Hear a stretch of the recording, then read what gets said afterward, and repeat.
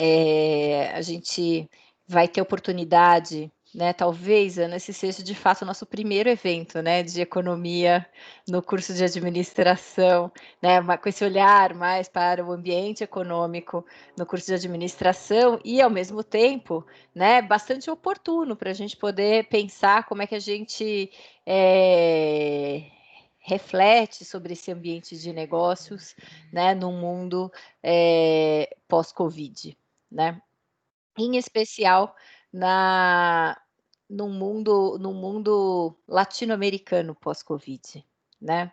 Essa noite também é especial, porque a gente conta aqui, né, com um convidado muito especial, que é o doutor Juan Fernando, que vai estar aqui. A gente vai daqui a pouco apresentá-lo a todos vocês, e eu quero desde já agradecer muito, né, a sua participação aqui conosco, professor Juan, porque para nós é uma grata surpresa e uma excelente oportunidade, né, de falarmos desse espaço que a gente ocupa no globo, né, e pensar como é que nós passamos por todo esse processo tão intenso, né.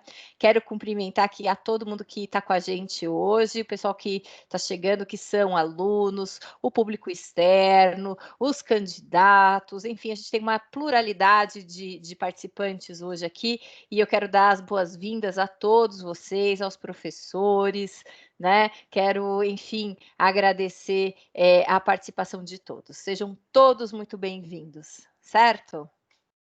Então vamos começar essa nossa conversa aqui, né, essa roda de conversa, na verdade, sobre algumas questões, né, importantes, nesse ambiente econômico, né, lembrando que, a gente vive um momento muito singular, né, pra América Latina como um todo.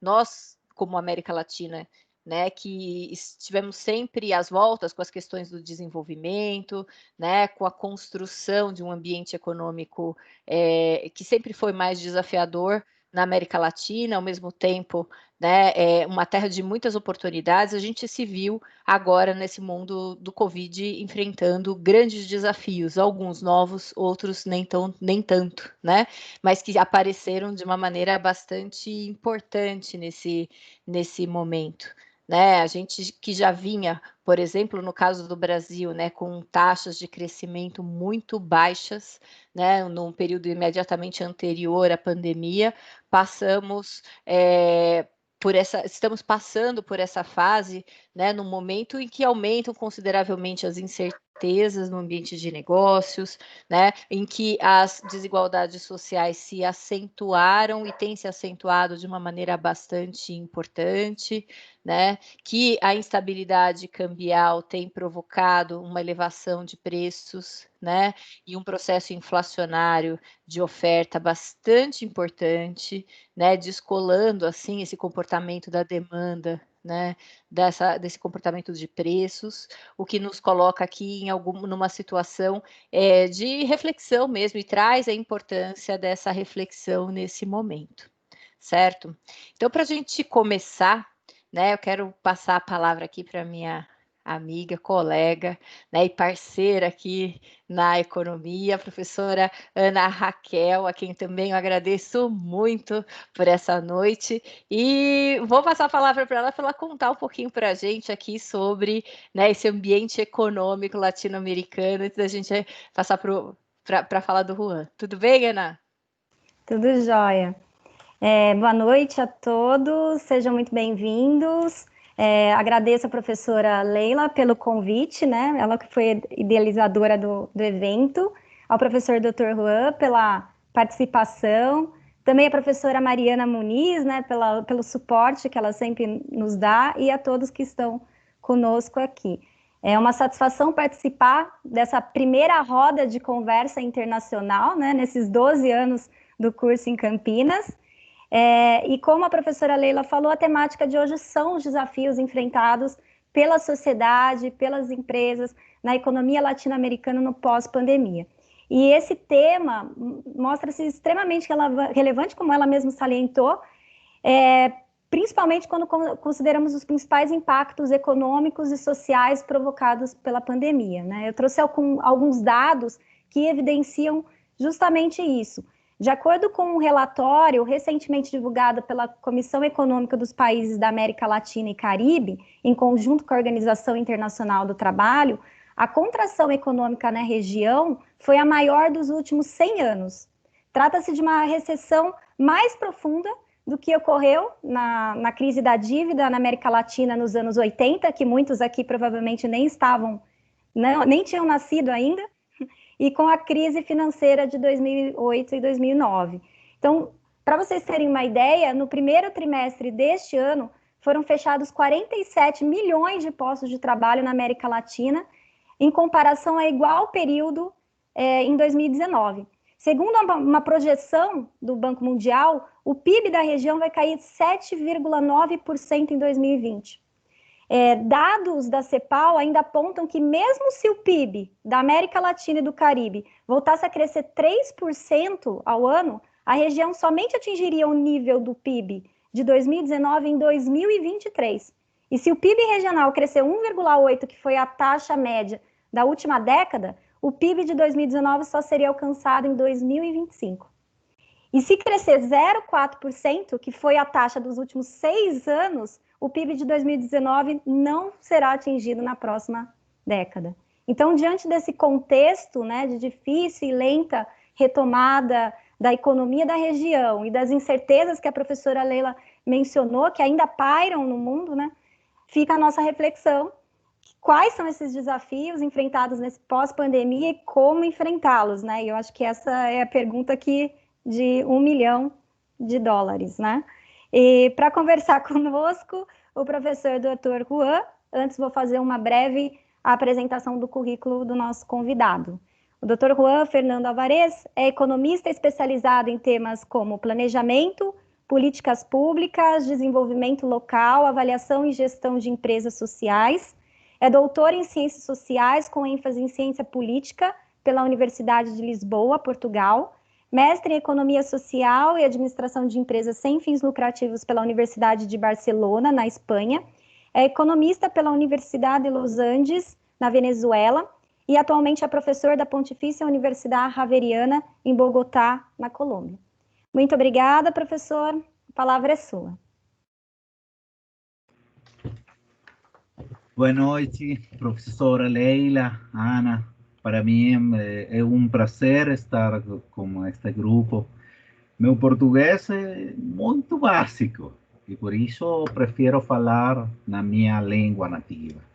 Não sem antes pedir desculpas. Tá bom? Ok. Muchas gracias. Bueno, voy a colocar una breve presentación para que podamos ir sintonizándonos entre todos en lo que queremos destacar.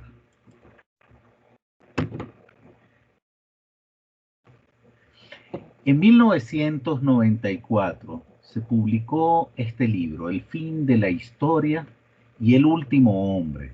Lo publicó Francis Fukuyama. En el libro se planteaba cómo la historia de la humanidad, como una constante de luchas ideológicas, terminó con el advenimiento de la democracia liberal como un anhelo global. Pero más allá de la caída del bloque soviético y la preeminencia de la lógica capitalista a nivel mundial, lo que terminó ocurriendo fue una prevalencia del individualismo de los seres humanos que nos llevó a otras condiciones. Quisiera colocar un segundo apartado. Byung-Chul Han es un filósofo coreano que trabaja en Alemania y uno de sus libros más reconocidos fue La Sociedad del Cansancio. En ese libro, Byung-Chul Han nos plantea que el comienzo del siglo XXI, desde un punto de vista patológico, no sería ni bacterial ni viral, sino neuronal.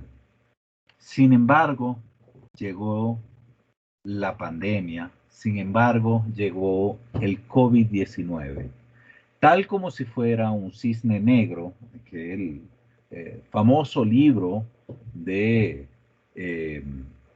este matemático iraní nos plantea que la historia nos revuelca cada vez que la dejamos atrás. Cuando el conocimiento que tenemos se limita solo a lo inmediatamente observable, la capacidad para aceptar una nueva situación se va diluyendo entre redes sociales. Y eso, desde mi punto de vista, es lo que ha ocurrido con las empresas y con la visión de generar un fortalecimiento de las empresas en la actual pandemia. Si uno mirara por una rendija de una puerta, pareciera que en el mundo de la empresa, la única lógica que pulula, la única lógica que importa y por la cual debemos estudiar todas nuestras carreras de administración, de economía, de derecho, es la creencia de que el único interés, la única motivación para crear empresas es la de maximizar utilidades netas totales. Vámonos un poco a ver la situación justo antes de la pandemia. En Argentina, Bolivia, Brasil, Chile, Colombia, Costa Rica, Ecuador, El Salvador, Guatemala, Honduras, etcétera. En general en América Latina vivíamos un proceso de una enorme desigualdad. Los puntitos rojos que están viendo ahí son los países que estaban en crisis. Muchos más países en crisis antes de la pandemia, en crisis políticas, sociales, económicas, que los países que podríamos haber dicho que estaban medianamente bien. Y los países que están en un color gris claro eran los países que podíamos denominar que no tenían tantos problemas. Sin duda Brasil, Colombia, Venezuela estaban en crisis, al igual que Nicaragua, Honduras, Ecuador, Bolivia. Argentina, junto a El Salvador, Guatemala, México, Perú, estaban medianamente en crisis. Entonces este era un poco el panorama justo antes de la llegada del COVID. Con la llegada del COVID, según la CEPAL, como dijo nuestra profesora que nos abrió este espacio, la pobreza se prevé que va a aumentar de 185 millones de personas a 209 millones de personas. De manera que cada vez tenemos más pobreza, pero incluso más grave aún es el tema de la pobreza extrema, que se va a incrementar más que proporcionalmente que la pobreza monetaria. Es muy probable que tras esta crisis suframos una profundización en todos nuestros países de la exclusión y la desigualdad. Los estados de bienestar se siguen debilitando. Se transfieren las pérdidas económicas a los contribuyentes. En paralelo, se incrementa la creación de dinero virtual y la sustitución del dinero físico. Se profundiza la explotación laboral, ahora mismo lo estamos viendo, y el extractivismo de combustibles fósiles. Se aumenta el control social, el chip por el computador, que no podemos salir sin registrar, y la pérdida de libertades individuales. Eso viene acompañado de una reducción masiva de costos de producción a niveles tan bajitos que pondrán en cuestión el lucro. Su universidad y mi universidad son universidades privadas que dependen de las matrículas de los estudiantes, las realizaciones de investigaciones y los cursos de posgrados y educación a distancia. Vamos viendo que cada vez es posible ofrecer cursos similares a costos cada vez más bajitos. Va a haber una creciente incapacidad por parte del Estado y de sus cada vez más complejas herramientas para solventar los problemas más básicos del brasilero, del colombiano, del venezolano o el argentino que están en la calle pidiendo dinero o limpiando los vidrios de los coches, de los autos, de los carros por una moneda. Hay un aumento paralelamente de organizaciones, de empresas que se portan de manera distinta. Organizaciones de la economía social y solidaria que están en resistencia o en disputa y que van sirviendo como mecanismo de transición de una economía basada en combustibles fósiles a otro tipo de economía. De manera que lo que hay en el fondo son cambios en el consumo y la producción como transiciones sostenibles. Esto es lo que nos recomienda desde Suiza KPMG. Nos recuerda que en una economía en crecimiento todo crece. Se expanden las empresas, el consumo crece, los precios de los activos crecen, el empleo se incrementa, las inversiones crecen y las expectativas sobre el futuro son positivas, crecen. Pero cuando se presenta un choque, un cisne negro, como la actual pandemia, las expectativas, según KPMG, sobre el futuro caen, las inversiones caen, los empleos caen, los precios caen, el consumo se contrae y esto genera un gran shock. Bueno, empresas en Colombia como Avianca ha decidido seguir las recomendaciones de KPMG. Una empresa privada obtiene fondos públicos para fondearse y sin embargo amenaza con la posibilidad de la quiebra.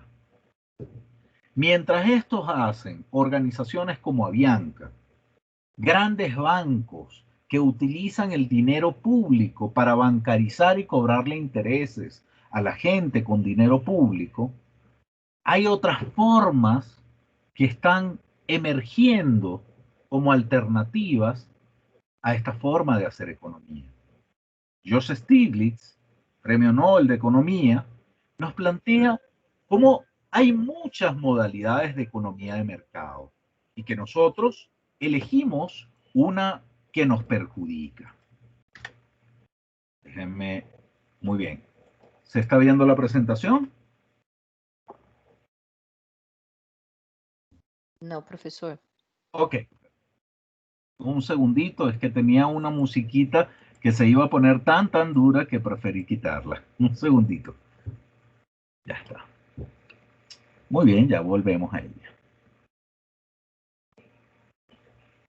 Ok.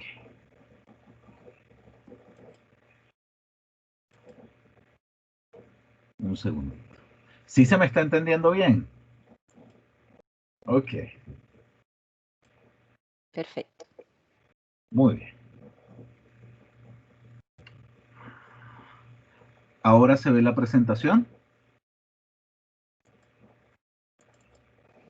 No. ¿Se ve?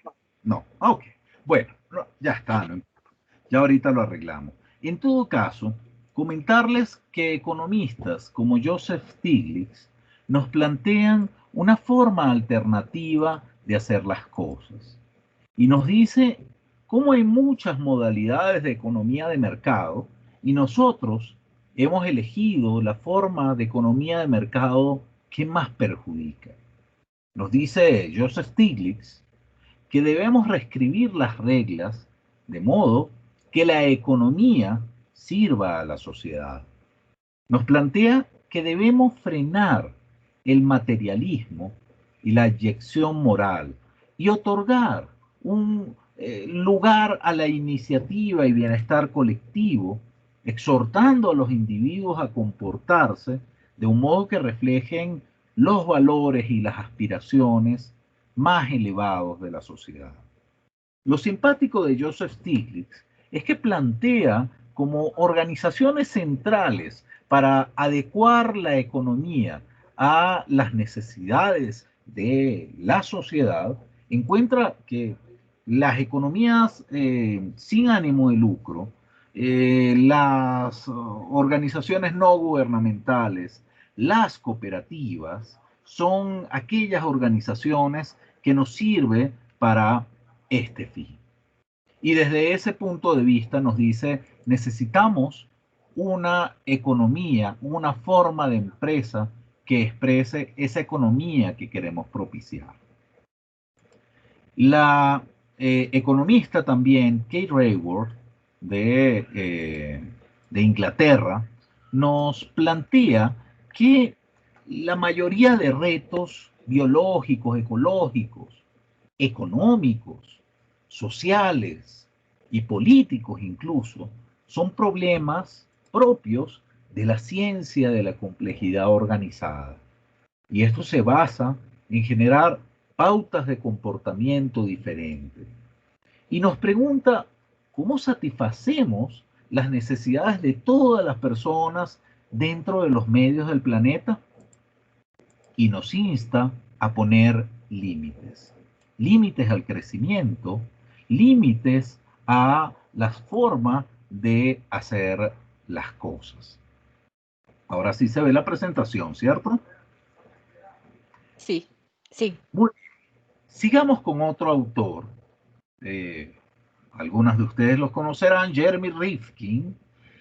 Publicó en diciembre del año pasado este libro que plantea un nuevo acuerdo, un nuevo pacto verde, y nos plantea cómo en torno a 2028 se desinflará la burbuja de los combustibles fósiles, de la economía fósil basada en el extractivismo y en el uso intensivo de combustibles fósiles. Ahora, esto nos va a permitir, según él, pasar de la globalización al concepto de la localización, lo local. Nos dice Jeremy Rifkin que con unas infraestructuras más ágiles, cada comunidad será relativamente autosuficiente y podrá conectarse para compartir la energía, el comercio y la movilidad. Y estos tres elementos para Rifkin son centrales. En una economía, pasar de la primera a la segunda revolución, de la segunda a la tercera y de la tercera a esta cuarta revolución, tiene que ver básicamente con las formas de producir energía barata, generar comercio y facilitar la movilidad, el transporte. Nos dice Rifkin que la propiedad, tal como la conocemos, la propiedad privada, está siendo sustituida por el acceso y la transacción de bienes por un flujo constante de servicios. Cada vez más y más bienes y servicios a un coste marginal que roza cero. De manera que los gobiernos centrales, bajo esta nueva lectura, bajo la nueva forma de generar energía, comercio y movilidad, van a dejar de hacerlo todo por nosotros. Y las localidades, las regiones, los departamentos, los estados y el ámbito local va a ser fundamental para esta revolución de lo verde. Quizá en la misma onda está la Unión Europea cuando hace un mes aprobó un primer desembolso por 750.000 millones de euros. Ahora en diciembre va a desembolsar 1 billón de euros más. Y eligió 16 sectores claves en lo que los europeos consideran otro modelo. Un modelo económico basado en el vector verde, un modelo resiliente y con capacidad de adaptarse a una disminución del consumo y preponderantemente digital. Uno de esos sectores que privilegió la Unión Europea fue el de Social Enterprise, Social Economy o economía social y economía solidaria. Y tiene que ver con esas organizaciones que hay en el Brasil, que hay en Colombia, que hay en Argentina, que desarrollan otra forma de hacer las cosas. Una idea sencilla. ¿Cómo podemos transitar en estos tiempos de COVID-19 hacia tiempos de post-pandemia privilegiando economías cada vez más fuertes? Privilegiemos las compras locales. No le compremos más a Colombia, ni los colombianos le vamos a comprar más a los brasileros, salvo que nuestra oferta sea china o sea norteamericana. Pero en la medida de lo posible, hagamos pequeño comercio justo, consumo responsable, economía en colaboración, que las compras públicas privilegien los bienes y servicios que se producen en ese gran estado de Sao Paulo. Privilegiemos la agroecología y la agricultura familiar, o como le dicen los mexicanos, las milpas, y esto muy de moda en China y en la Unión Europea de la economía circular, es decir, de reinsertar al proceso económico todos los residuos que generamos. En palabras del Papa Francisco, dejemos el mundo del desecho y vamos hacia un mundo de la reutilización. Pongamos en el centro de la cuestión la preservación de la vida de nuestro planeta. Para eso hay muchas estrategias. Por ejemplo, comunidades en Nicaragua y en Guatemala complementan sus ausencias económicas a través de monedas sociales.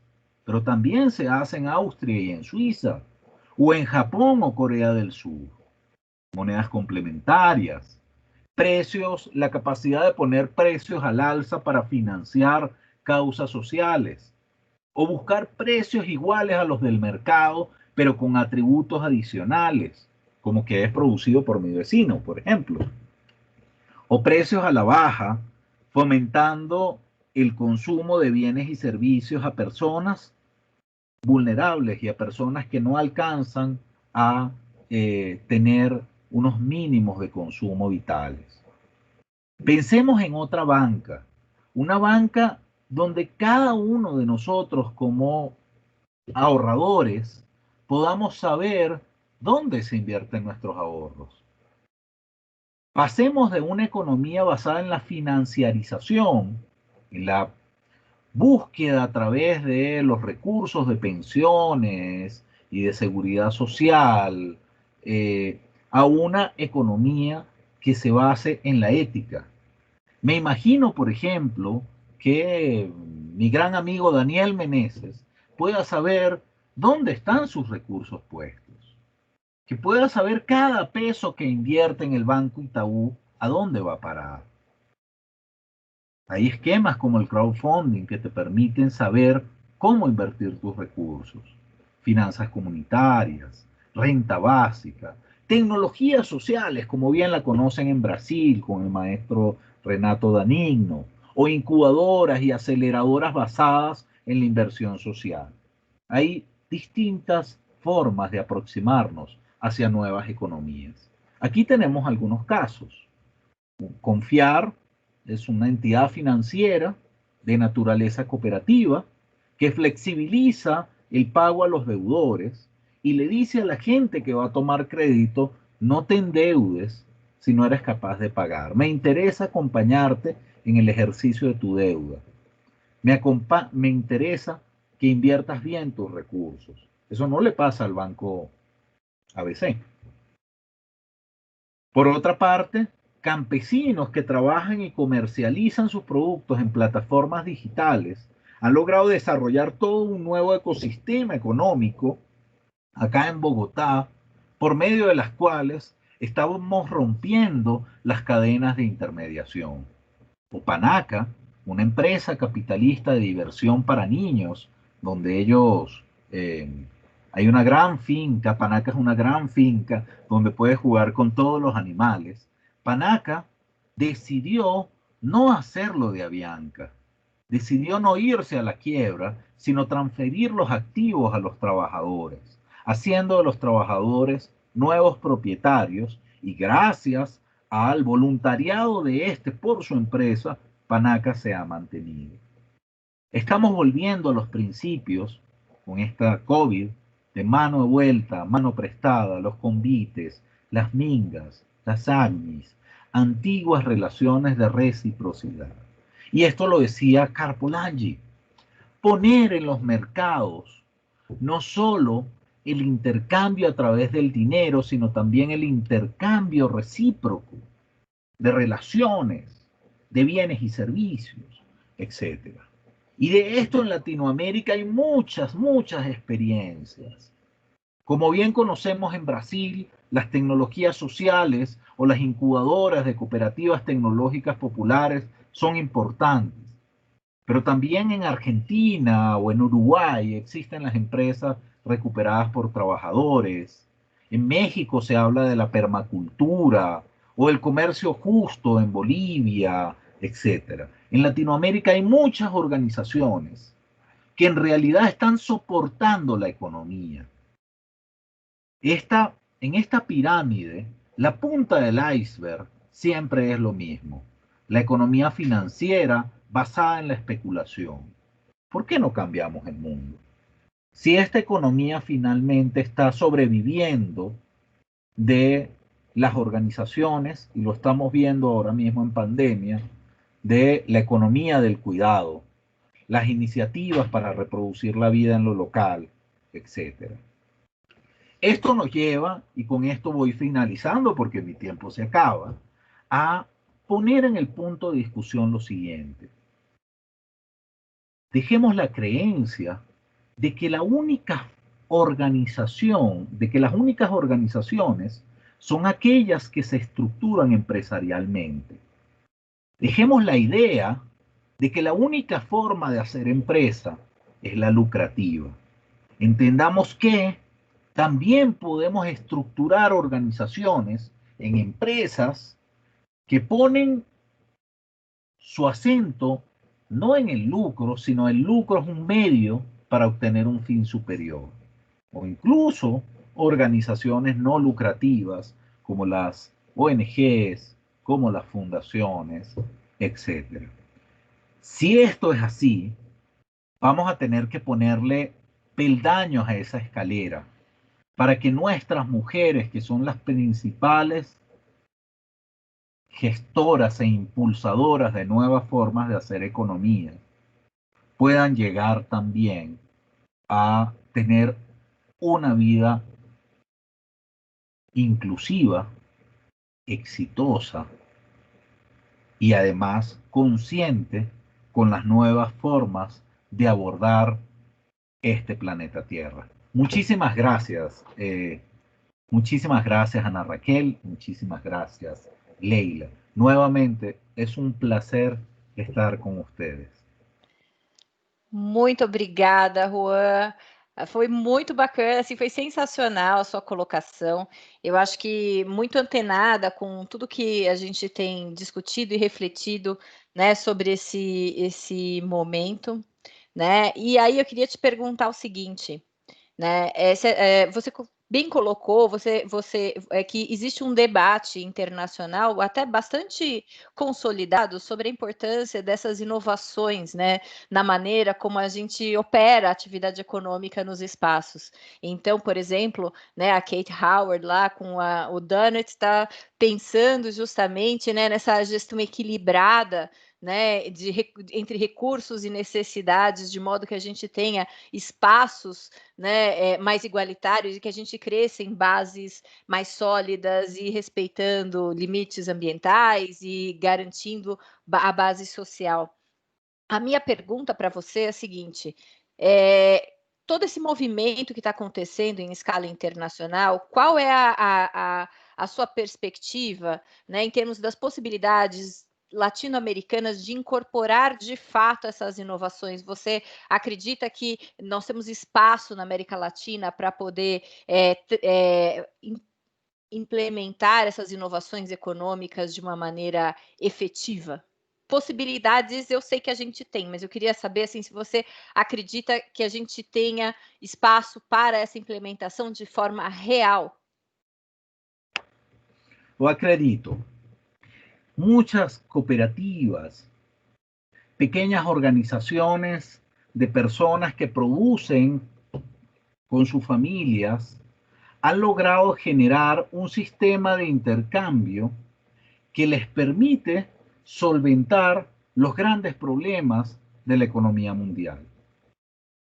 Europa ahora mismo está tratando de aprender el sinfín de nosotros en Latinoamérica sobre el sinfín de organizaciones que tenemos para resistir ante enormes cambios. El COVID, la pandemia, es solo la punta del iceberg. Yo vengo de una facultad de estudios ambientales y rurales y estamos absolutamente convencidos, y podemos demostrarlo científicamente, que tenemos, tal como el COVID, millones de virus y bacterias más. La humanidad, tal como la conocemos, necesariamente va a tener que transitar hacia otra forma de hacer economía. En el año 2015, hace 5 años, se instauró la conferencia internacional que se denominó COP21. Más de 120 presidentes del mundo firmaron algo que hasta ahora recién se conoce. No era reducir el aumento de la temperatura en el mundo, era reducir el crecimiento económico para permitir que el aumento de la temperatura no llegase a niveles que pudiesen afectar la vida humana en el planeta. Nosotros estamos convencidos de que el problema no es el planeta va a seguir existiendo, pero sin nosotros. El problema somos nosotros y la vida tal como la conocemos. Afortunadamente en América Latina, todos estos movimientos rurales, todas estas lógicas campesinas que vivieron nuestros abuelos, Leila, son absolutamente sostenibles y pueden permitirnos transitar hacia una economía que permita la vida humana en relación con la naturaleza. Pero es fundamental poner en el centro del valor. Ustedes están en una facultad que discuten economía, administración, ciencias contables, y siempre el valor nos medimos es por la máxima utilidad, por la máxima capacidad de generar dinero. Y eso nos ha llevado a una destrucción tremenda, cuando en realidad lo que estamos poniendo en el centro de la cuestión es la capacidad para transformar vidas, territorios y sostener la vida tal como la conocemos. De manera que muchas de nuestras organizaciones ya lo han logrado. Claro, es un reto tremendo sistematizarlas. No lo estudiamos en la universidad. Yo creo que Leila, vos no lo estudiaste y creo que Ana Raquel tampoco. Nos hablaron de una sola forma de hacer empresa, pero ahora nuestro rigor sin duda es facilitar el conocimiento para entender que necesitamos organizaciones que pongan, que valoricen la vida y la capacidad de integrar las dimensiones sociales, ambientales, culturales y económicas, por supuesto.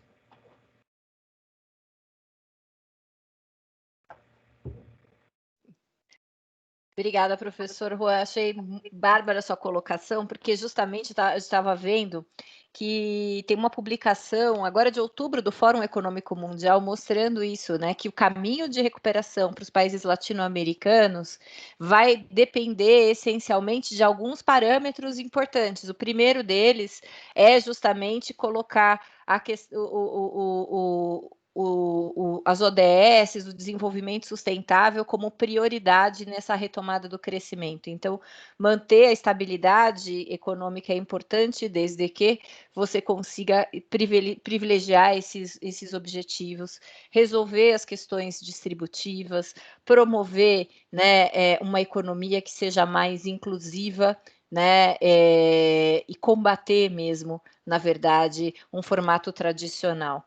Né, talvez para as nossas organizações e para a base dessa economia, acho que talvez 2 coisas que você colocou são o que eu acho muito essenciais. A primeira delas é resgatar o próprio sentido da economia, né, essencial, que não é um valor financeiro, né, mas otimizar a produção e distribuição de renda no sentido de alcançar o maior número de pessoas, né, e aumentar, a partir daí, né, as relações que são relações basicamente reais e não financeiras, né. E uma segunda coisa que eu achei essencial é a gente repensar as nossas métricas, né. Como é que a gente mede, né, o nosso progresso de alguma forma, né. Se a gente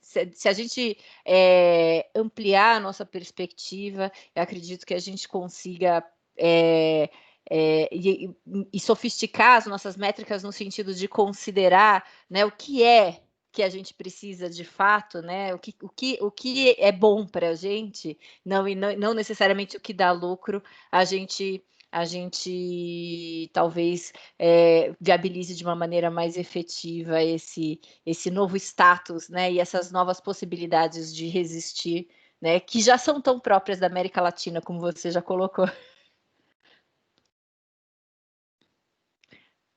Ana, você quer falar alguma coisa? Não, só para completar que é exatamente isso, né? Que alguns pontos são imperativos para superar esses desafios, né? Então, a solidariedade, a cooperação, né? O combate à desigualdade, a inclusão e a inovação. Eu só queria saber do Juan, né? Quais políticas públicas poderiam ser adotadas para desenvolver esses empreendimentos sociais? Es una pregunta difícil y voy a ser lo más honesto que puedo. Uhum.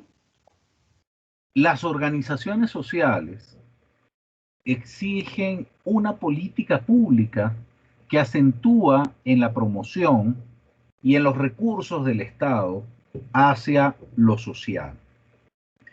Sin embargo, hay una gran dicotomía, hay una gran paradoja, porque estas organizaciones buscan autonomía y es muy difícil solicitar políticas públicas para ser más autónomos.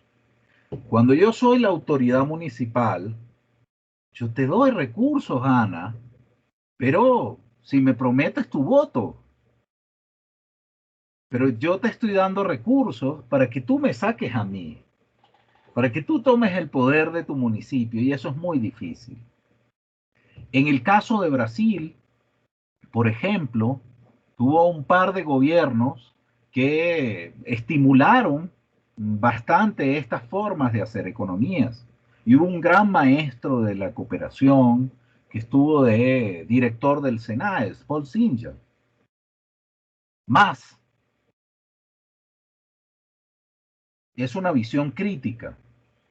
No tuvimos la capacidad de generar con los recursos públicos la suficiente autonomía para que cuando cambiara de gobierno pudiéramos seguir existiendo.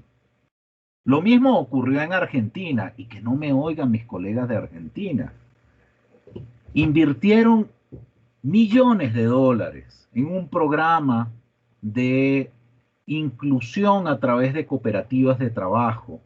Y cuando cambió el gobierno, todo desapareció. En la Venezuela de Hugo Chávez, se fomentaron 250.000 cooperativas, pero eran simplemente un instrumento para que votaran por él en cada elección. La gente recibía los recursos y en vez de buscar autonomía, les hacía pedigüeños y querían más y más y más y más. No es ese tipo de organizaciones a las que me refiero. Son organizaciones que cuando obtienen un recurso público, un real, lo devuelven sagradamente, porque no quieren depender de un tercero. Entonces las mejores políticas públicas son simplemente aquellas que reconocen que hay otra forma de valorizar a las empresas. Si el Estado me valora a mí solo por mis estados financieros y por mis utilidades, probablemente va a quitar lo esencial de mi organización, que es generar valor social para la gente. Y voy a tener que dejar de aportar a los objetivos de desarrollo sostenible o al bien común o al beneficio de la gente para mantener mayores utilidades. Si el Estado lograse entender que hay otra forma de valorizar las empresas, creo que sería la mejor política pública. Obviamente, desde el punto de vista, obviamente las políticas públicas no solo las hace el Estado, sino es una construcción pública en la que los ciudadanos y las organizaciones también actúan. En la medida en que los recursos públicos puedan ser utilizados para promover los mejores productos y no los más baratos, en esta medida estarían siendo beneficiadas estas organizaciones. Te voy a poner un ejemplo muy chiquitito, Ana. Hace un año, el director del Departamento Nacional de Planeación, como el Ministerio de Hacienda, o el Ministerio de Finanzas, o el Ministerio de Economía, estaba en un acto público y decía: nosotros amamos a las mujeres colombianas. Y estaban regalando un bolsito que decía Made in China. Usted no ama la producción de las colombianas. Usted no ama a los materiales colombianos. Usted compró bolsos chinos porque eran más baratos. Pero cuando usted paga más barato, usted está siendo responsable de la explotación laboral de millones de chinos. Usted está siendo responsable de un precio que no compensa los altísimos costos ambientales del plástico. Sí que podemos cambiar y poner en el centro de la cuestión lo que realmente nos interesa. De manera que, ojalá en algún momento, y tenemos la tecnología para ello, nosotros podamos saber privilegiar si compramos este mate o compramos otro.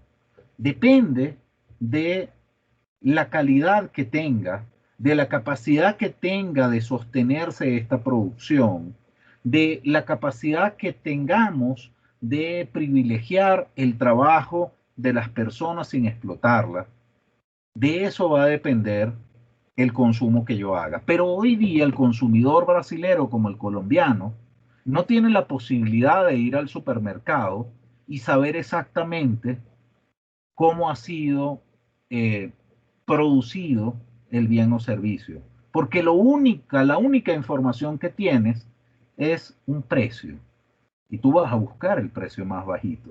Pero reitero, ese precio más bajito normalmente daña el ambiente, normalmente explota laboralmente, normalmente está asociado a una economía fósil, a una economía basada en combustibles fósiles, no a una economía que realmente valga la pena. ¿Y qué implica eso para nosotros las personas? Bueno, que vamos a tener que pagar más por buenos bienes y servicios, reducir un poquito el consumo, tener una vida más simple y más sostenible, pero realmente compensar con nuestra capacidad de compra aquellos bienes y servicios que puedan mantenernos como raza humana en este planeta.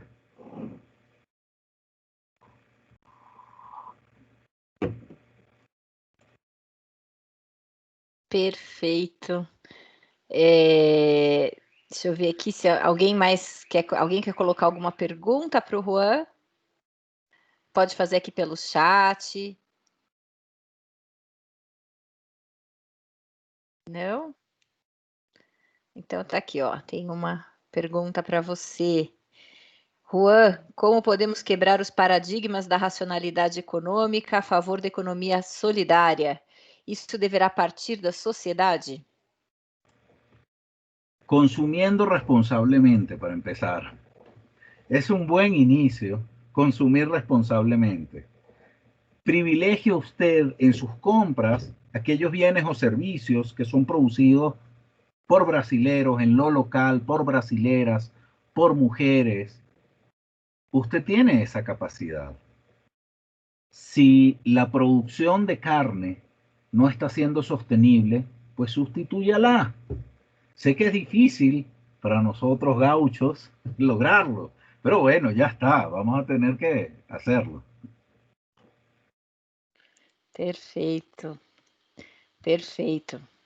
Bom, Juan, quero muito agradecer aqui sua presença, foi essencial aqui para o nosso encontro, fez toda a diferença, né? Então, a gente está aqui caminhando já para o fim do nosso evento, eu quero agradecer demais a sua participação e acredito, espero que a gente possa ter outras oportunidades de aprender com você, porque realmente foi muito, muito rico esse momento e essa conversa. Muito obrigada, obrigada a Ana, né, que me ajudou aqui a organizar todo esse evento, a professora Mariane, e obrigada a todos que estão aqui essa noite, né, por essa oportunidade da gente refletir, pensar, né, nessa questão que vai ser essencial para a gente daqui por diante, né? Já foi historicamente, mas será mais importante daqui por diante. Muito obrigada, viu, Juan? Muito obrigada, Ana. Obrigada, professora. Obrigado, Ana, Leila. Fuerte abraço. Gracias. Muito obrigada, viu? Obrigada, pessoal. Alunos, não esqueçam de preencher o forms, por favor, para que a gente possa